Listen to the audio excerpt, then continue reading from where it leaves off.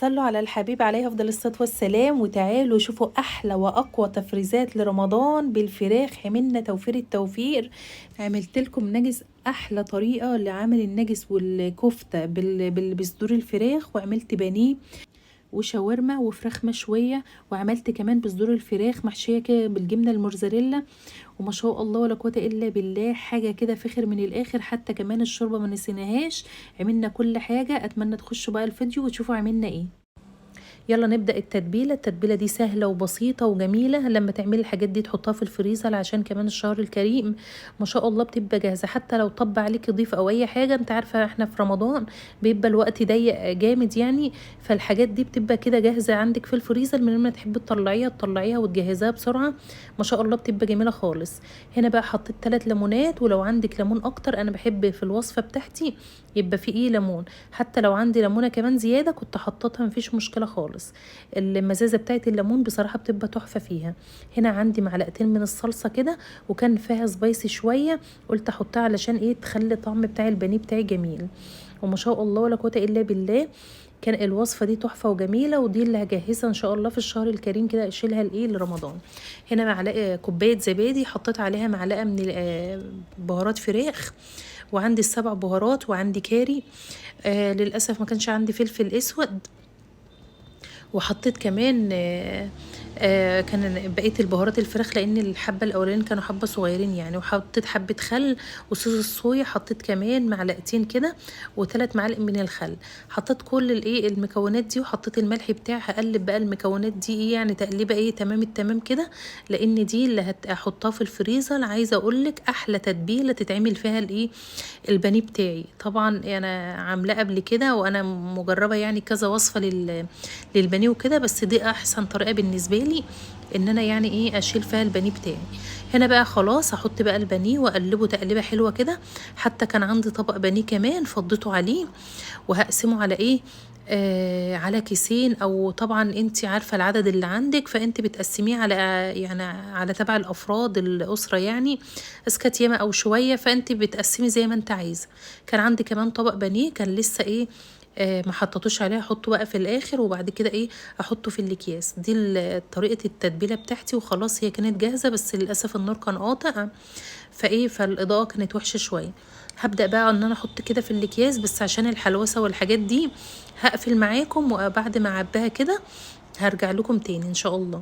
هنا بقى خلاص عبيت البانيه بتاعي، هكتب بقى عليه ان هو بانيه علشان ابقى عارفه كده ان هو الكيس ده فيه بانيه. منين ما احب اطلعه يبقى جاهز كده تمام. خلاص بقى اشيله في الفريزر. وعندي بقى بقيه الفراخ اللي انا كنت مقطعاها معاكم، كان في فيديو تاني كان عندي فرختين وكده، قطعتهم وطلعت القطع الصغيره بتاعت الصدور الفراخ دي. ما شاء الله ولا قوه الا بالله، هعمل لكم احلى طريقه لعمل الاستريبس او النجس. بصراحة طريقة جميلة ومجرباها وعاملاها قبل كده للأولاد، وحبيت كده ان انا اعملها من ضمن تفريزات رمضان. زي ما انتوا شايفين كده، اللحمة كانت بتاعتي او هو كان نص صدر فرخة يعني، ربع فرخة، ربع صدر فرخة. حطيتها كده قطعتها وسبتها في الفريزر لما اتجمدت حاجات بسيطة، وضربتها. وبعد كده كان عندي حوالي 4 حبات كده من البطاطس، سلقتهم على النار. وبعد كده حطيتهم في الكبة بتاعتي، بس للأسف الكبة بتاعتي حتى البطاطس ما بتضربهاش كويس يعني، بطاطس مهروسة مش بتضربها كويس. حطيت معلقتين كده من البقسماط، ومعلقتين من النشا، والبهارات بتاعتي توم بودرة وبهارات فراخ وحبة فلفل اسود وتوم وبابريكا. حطيت كل المكونات اللي انتوا شايفينها دي، والملح بتاعي طبعا وصوص السوى حطيتها عليها برضو. وخلاص بقى هضربهم كمان ضربة كده في الكبة بتاعتي، وبعد كده هحط على طول عليها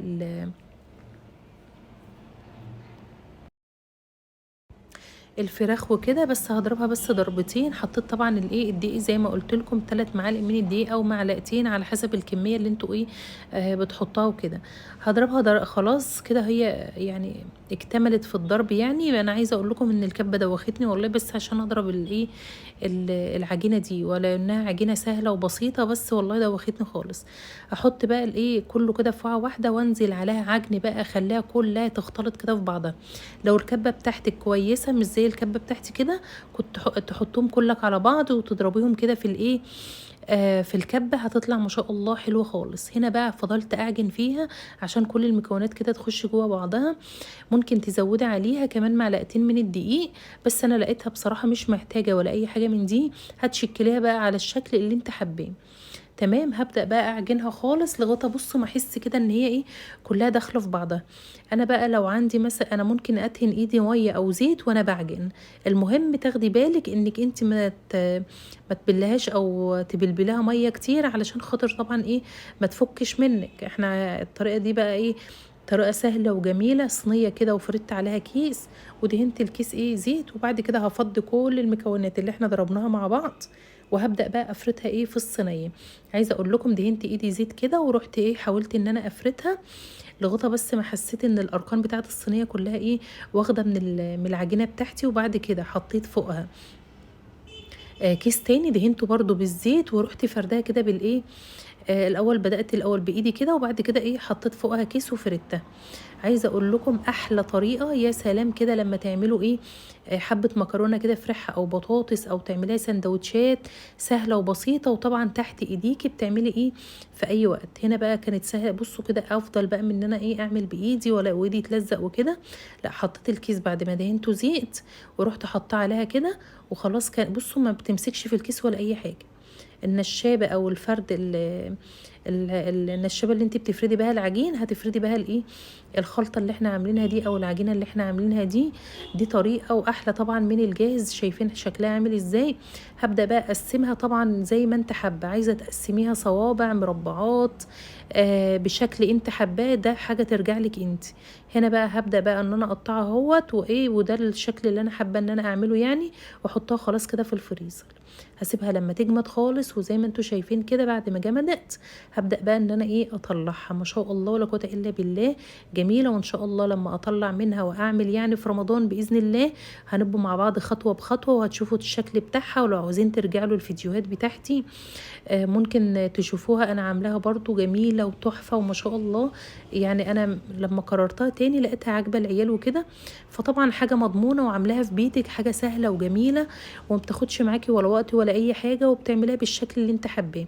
انا النوبادي بصراحة مكبرة المربعات بتاعتي كده علشان تبقى الواحدة كده تملى العين، وانا بقلاها كده على في الزيت يعني. انت بقى بتعملي الخلطة بتاعتك، بتقلبي بيض بحبة فلفل اسود وبعد كده ايه بتحطها في البقسماط وتقليها. ما شاء الله بتبقى تحفة وجميلة وزي الجاهز بالظبط. ده بقى الحجم بتاعها. بقطعها كده وهشيلها بقى في اكياس واحطها كده في الفريزر. برضو بتبقى ايه تنفع ممكن ايه سندوتشات مدرسة لو الاولاد مثلا وراهم مدرسة او دروس، يعني حاجة سريعة كده بتعمليها بتبقى جاهزة تحت ايديكي. طبعا هكتب عليها بقى الاسم بتاعها علشان ما اتلخبطش برضو، وبعد كده ايه تبقى جاهزة تحت ايدي. ودي حاجة من التفريزات التانية لرمضان. بسم الله ما شاء الله شكلها جميل وتحفة كده. هنا بقى كان عندي شوربة دسمة كده، قلت اشيلها برضو من التفريزات اللي انا هفرزها يعني لما عاوزها وكده. ساعات في مثلا محشي او اي حاجه من دي بيحتاج الايه المرقه او الشوربه اللي انتوا شايفينها دي. كيستها كده زي ما انتوا شايفين، ودي من ضمن برضو التفريزات اللي احنا هنفرزوها ان شاء الله. معايا كمان كده فرخه زي ما انتوا شايفين كده، قسمتها على نصين وفتحتها كده بالعرض كده علشان خاطر التتبيله اللي انا اعملها تشربها كلها وتبقى كده جميله، ودي برضو من ضمن تفريزات رمضان. معايا كده قرن من الفلفل حطيته فيها، ومعايا بصلايه متوسطه كده انا ضاربه في الكبه لونها كده علشان انا ضاربه فيها البصل ايه كميه بصل يعني اللي انا اعمل بيها التتبيله. معايا كمان طماطم كده كانت متفرزه في الفريزر وطبعا متسبكه نص تسبيكه كده. حطيت معلقه برضو كبيره كده وحطيت معلقتين من الزبادي. وكان عندي حبه تتبيلات كده كنت شايلاها في الفريزر من فرخه كنت شوياها، كنت شايلاها كده في الفريزر وقت الحوجه يعني.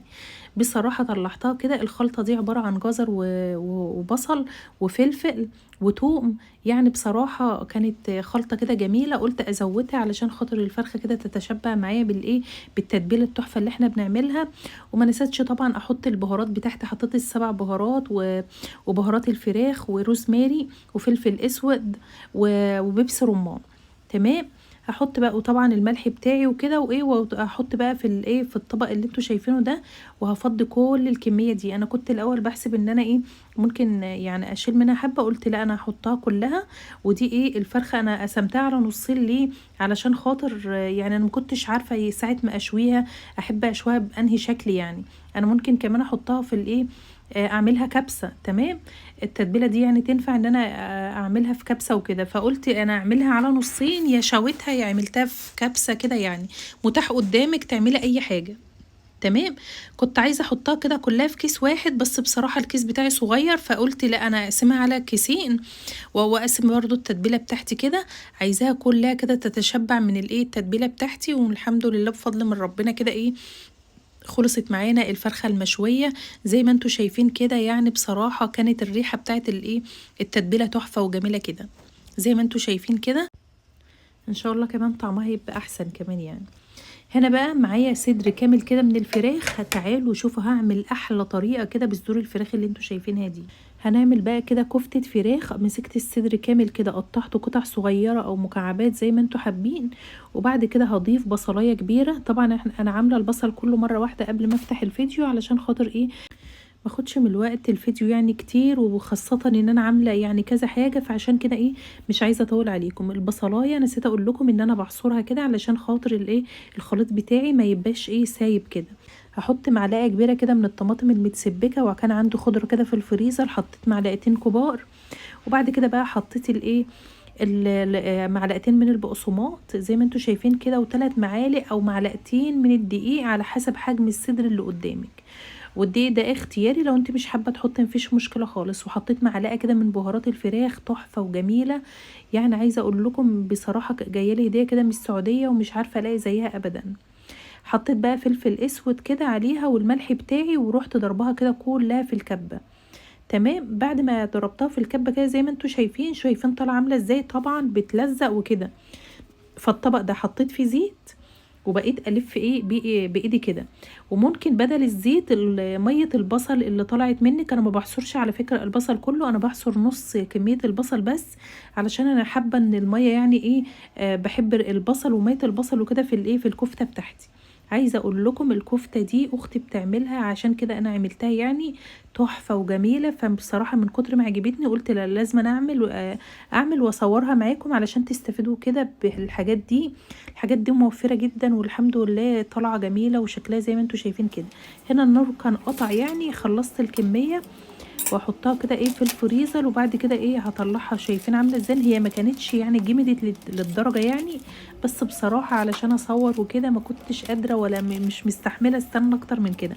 عايزه اقول لكم انا من الساعه 1 الصبح لغايه الساعه 10 بالليل بعمل لكم والله في الحاجات دي. يعني انا تعبت جدا جدا لغايه ما خلصت لكم الحاجات دي. كنت برضو عايزة اعملها في كيس واحد بس علشان هي لسه طرية معايا، قلت بقى ارصها كده في الكيس على كيسين مفيش مشكلة، منين ما تحب تطلعي منها مفيش مشكلة خالص. حتى لو بالواحدة وتشيلي الباقي الكيس معانا بيتفتح ويتقفل وزي الفل. هبدأ بقى كده ارصها كده زي ما انتوا شايفين، وبعد كده احطها على نفس الطبق ده بعد ما اغسله كده في الفريزر عشان تفضل مفرودة. شوفوا عاملة ازاي. بس طبعا لو انا اتكيت عليها كده طبعا طريه لسه، فانا عشان زي ما بقول لكم كده ما كانش عندي مش قادره وعايزه اصور معاكم واخلص بقى عشان مش قادره، فطلعتها كده من الفريزر وصورتها معاكم. هنا بقى معايا اوراق كده دبابيس زي ما انتوا شايفين كده مقطعاه كده وايه، وبقيت الورك اهو مقطعاه قطع صغيره. هعمل التتبيله بتاعتي ممكن تقلوها كده زي الكنتاكي بالظبط. تمام، هتبلها وكل حاجه هتطلعوها من الفريزر، هتحطها دقيق او بقسماط وهتحطها في زيت غزير وهتقلوها، هتطلع هي الكنتاكي بطريقه تحفه وجميله وما شاء الله. اول حاجه كده زي ما انتوا شايفين معايا كده ايه ليمونتين كبار معصورين كده، ومعايا معلقه كبيره كده من صلصه الطماطم، ومعايا حوالي معلقتين من الخل. البهارات بتاعتي يا جماعه بهارات فراخ وملح وكاري والسبع بهارات وحبه شطه وفلفل اسود ودقيق كركم. تمام، هحط بقى كل المكونات كده على بعض، هقلبها كويس خالص. معايا كده معلقه كبيره من الزبادي،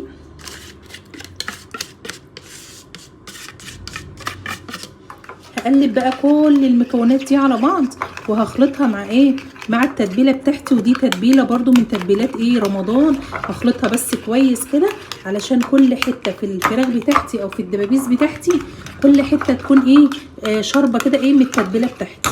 هفضي بقى عليها كده. عايزه اقول لكم ريحتها رهيبه رهيبه رهيبه. لو عندك بقى حبه بيبس رمان، انا هحط عليها برضو بيبس رمان، بس المشكله ان هو متجمد فانا بفكه شويه. انا مش عارفه هو متجمد ليه، اول مره اجيب بيبس رمان يبقى متجمد كده. ويا سلام لو عندك صوص صويا كمان، بس انا ما عنديش صوص صويا، انا هحط بس بيبس رمان عليها وخلاص. وادي كمان تتبيله بتاعت رمضان خلصت زي ما انتم شايفين كده، ما شاء الله كفايه شكلها والله وريحتها تحفه. هنا بقى طلعت كده علشان خاطر احاول اطلع كده من بيبس الرمان ده، والله انا لسه شارياه ومش اول مره اجيب حاجه تكون متجمده كده. حاولت احطه في ميه سخنه الازازه في كده ما عرفتش بصراحه، ومش عارفه اطلع منه اي شيء. يعني حاولت ان انا مثلا احطه في ميه سخنه واقلبه في طبق او برطمان اوسع من كده، فمش راضي يعني مش راضي يفك خالص. انا مش عارفه هو ايه ده، انا مستغربه يعني. ده الشكل بتاعه اهوت، وكيسته كمان وكتبت عليه كده دبابيس. ويلا تعالوا نعمل فكره جديده تانية.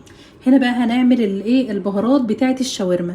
معايا بابريكا كاري وملح وبهارات فراخ، ومعايا كمان كركم وايه وسنه من الشطه وفلفل اسود. هحط المكونات دي كلها كده على بعضها. معايا بقى هنا ايه حبه بصل كده من التتبيلات اللي انا عاملاها، مفيش اي مشكله خالص. ولو عاوزه تستغنى عن البصل ما تحطوش مش مشكله. معايا بقى عصرة ليمون كده، ومعايا نص كوباية زبادي هحطها برضو،